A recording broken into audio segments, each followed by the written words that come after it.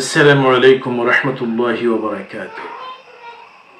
কোরবানি দাতার কোরবানি কবুল হবে না যদি সে নিয়াতের মধ্যে তার যদি গরমিল থাকে, তার নিয়াত যদি শুদ্ধ না হয় তাহলে তার কোরবানি কবুল হবে না। ইন্নামাল আমালু বিন্নিয়াত।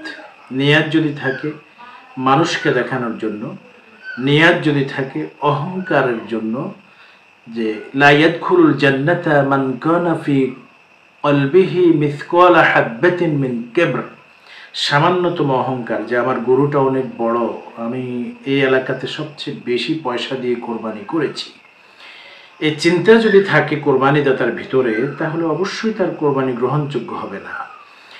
এরপরে গোশত খাওয়ার জন্য, রসনা বিলাস করার জন্য যদি চিন্তা মনে থাকে তাহলে কোরবানি কবুল হবে না। লা ইয়ানালাল্লাহু লুহুমুহা ওয়ালা দিমাউহা ওয়ালাকিন ইয়ানালুহু আত-তাকওয়া মিনকুম।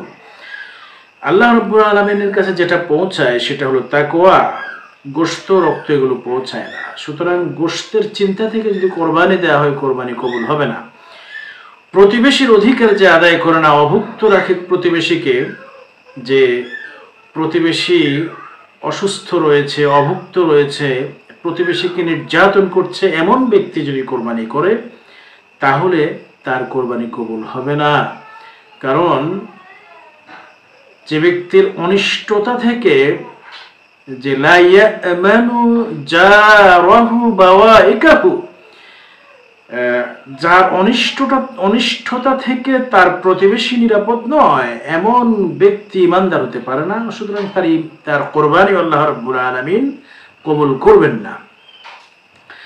এরপরে পশুকে কষ্ট দেয়, যে পশু কোরবানির পশুটি কিনেছে কিন্তু এই পশুকে অত্যন্ত কষ্ট দিয়েছে, তার সাথে দুর্ব্যবহার করেছে। কোরবানির পশুর সাথে, একটা পশুর সাথে অমানবিক আচরণ যদি করা হয়, কষ্ট দেয়া হয়, সেক্ষেত্রে আল্লাহ রাব্বুল আলামিন তার কোরবানি কবুল করবেন না।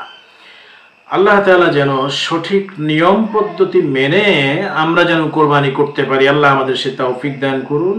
আমিন। আসসালামু আলাইকুম ওয়া রাহমাতুল্লাহি ওয়া বারাকাতুহু।